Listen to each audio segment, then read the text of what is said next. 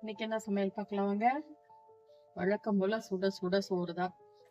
எவ்வளோ டயர்டா இருந்தா என்ன, எவ்வளோ வேலை இருந்தா என்ன, அந்த வயிற்றுக்கு போடாம இருக்க முடியுதுங்களா? அதுவும் என்ன, வயிற்றுக்கு ஏதோ சாப்பிட்டோம்லாம் இருக்கக்கூடாது. வயிற்றுக்கு ருசியா நல்லா டேஸ்டியா இருக்கணும்ல. அதனால அன்னைக்கு மீன் வாங்கிட்டு கொஞ்சம் மீன் தலையெல்லாம் எடுத்து வச்சிருந்தது. அதை மட்டும் குழம்பு வைக்காம, அன்னைக்கு குழம்பு வைக்கல, வறுக்கிறதோட நிறுத்துறதுனால மீன் தலை இருந்துச்சு.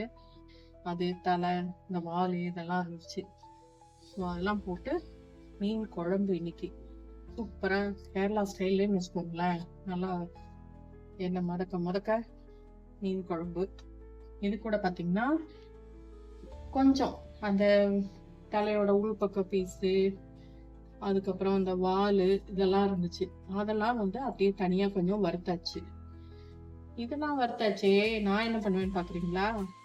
ஆமாங்க, இருக்கவே இருக்கு நேத்து வச்ச மோர் குழம்பு.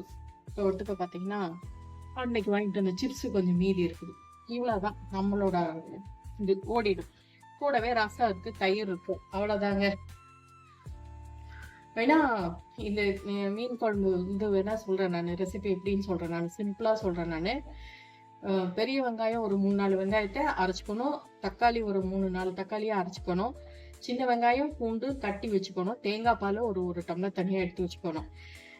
நல்லா தேங்காய் எண்ணெய் விட்டு, இது கேரளா ஸ்டைல்ன்றதுனால தேங்காய் எண்ணெய் விட்டு கடுகு ஜீரகம் வெந்தயம் இதெல்லாம் தாளிச்சுட்டு, பூண்டு ஒரு பச்சை மிளகாய் வெங்காயம் கருவேப்பிலை எல்லாம் வதக்கிட்டு, முதல்ல வெங்காயம் அரைச்சதை போட்டு நல்லா வதக்கிடணும்.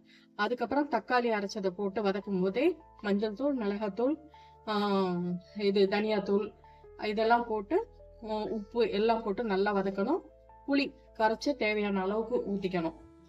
நல்லா புளியும் கொதிச்சு எல்லாம் பண்ணதுக்கு அப்புறம் மீனும் போட்டுட்டு, மீன் வெந்ததுக்கு அப்புறமா தேங்காய் பாலை கடைசியா விட்டு, தேங்காய் பால் மட்டும் லேசா சூடேறி இது பண்ணதும் இறக்கிடணும்.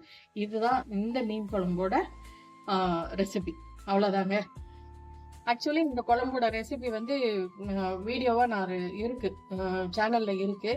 இந்த வீடியோ பிடிச்சிருந்துச்சுன்னா லைக் பண்ணுங்க, ஷேர் பண்ணுங்க, கமெண்ட் பண்ணுங்க. புதுசா பாக்குறீங்கன்னா சப்ஸ்கிரைப் பண்ணிக்கோங்க. தேங்க்ஸ் ஃபார் வாட்சிங். பாய்.